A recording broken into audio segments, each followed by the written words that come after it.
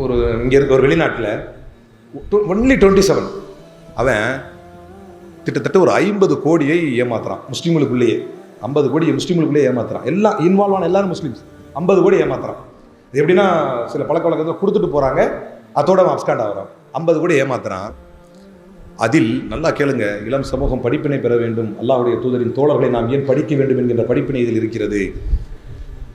அவன் ஒரு 4 மாதத்துக்கு பிறகு வெளியே வந்துடுறான். ஸ்கேம் பண்ணி ஏமாற்றிட்டான், 50 கோடி அடிச்சிட்டான்.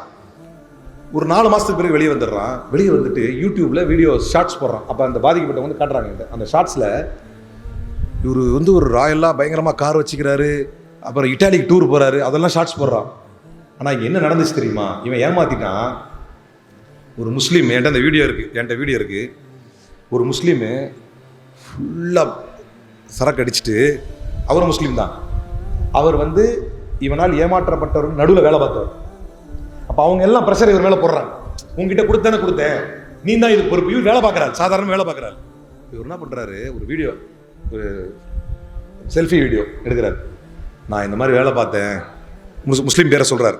இன்னார் வந்து ஏமாற்றிட்டான், அவனுக்கு வெறும் 27 வயசு. அப்படி என்ன உங்களுக்கு அவசரம்னு எனக்கு தெரியல, நான் நேரத்தை வேலை பார்த்தேன், என்னை ஏமாற்றிட்டாங்க, அதனால் என் சாவுக்கு காரணம் அவன் தான் அப்படின்னு சொல்லிட்டு போதையான நிலையிலே அவருடைய அந்த அட்டாப்சி ரிப்போர்ட் வந்து அரபியில் வந்துச்சு. படித்து பார்த்தா போதைப் பொருட்கள் உள்ளே இருக்கக்கூடிய நிலையிலேயே ஒரு சாதாரண ஜன்னல்ல இருந்து ஒரு கயிறை இழுத்து அந்த கயிறை மாட்டிக்கிட்டு, எப்படி அது ஈஸியாக தப்பிச்சும் இருக்கலாம், போதையாக இருந்தாலும் தெரியல, எப்படின்னு தெரியல, அப்படியே தூக்கு மாட்டின நிலையில் இறந்துட்டாப்புல. அந்த 2 வீடியோவும் என்கிட்ட இருக்குது. அந்த இறந்து கிடக்கிறார் அந்த வீடியோவும் இருக்குது. தூக்கு போட்டு நான் சாக போகிறேன் அப்படின்னு சொல்லிட்டு போகிற வீடியோவும் இருக்குது. இன்னைக்கு அவன் தான் நல்லா இருக்கிறதா நினச்சிக்கிட்டு இருக்கிறான். அவனும் முஸ்லீம் தான், இறந்து போனவனும் முஸ்லீம் தான்.